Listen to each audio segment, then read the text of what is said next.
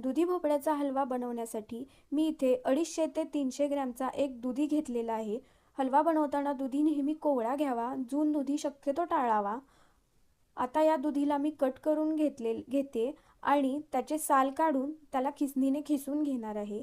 हलवा बनवताना दुधी नेहमी आयत्या वेळेस खिसून घ्यावा, तो आधी खिसून ठेवू नये शक्यतो. जर दुधी काळा नाहीतर तो काळा पडतो. जर दुधी काळा पडण्याचं टाळायचं असेल तर दुधी खिसल्यानंतर त्याच्यातील पाणी पिळून काढून टाकावे आणि त्याच्यामध्ये दूध घालून ठेवावे, म्हणजे 1 तासासाठी तरी दुधी काळा पडणार नाही. आता मंद आचेवर एका पॅनमध्ये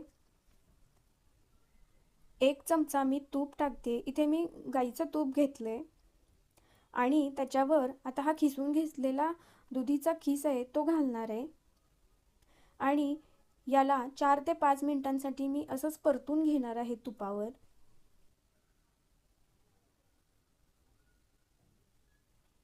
आता याच्यामध्ये 1 वाटी गरम केलेलं दूध घालते मी.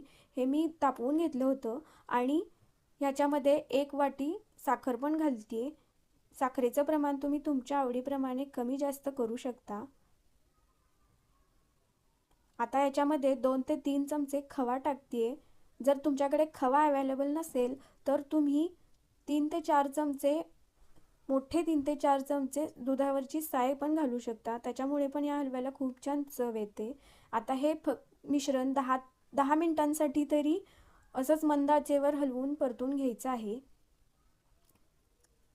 10 मिनिटांनंतर तुम्ही बघू शकता याच्यातील दूध आटत आलेलं आहे.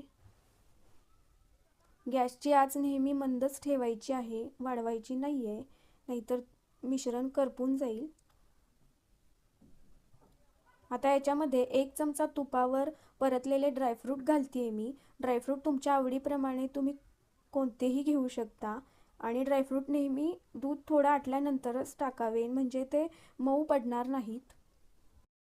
तुम्ही जर माझा व्हिडिओ पहिल्यांदा बघत असाल तर माझ्या व्हिडिओला लाईक आणि शेअर नक्की करा आणि चॅनलला सबस्क्राईब पण करा.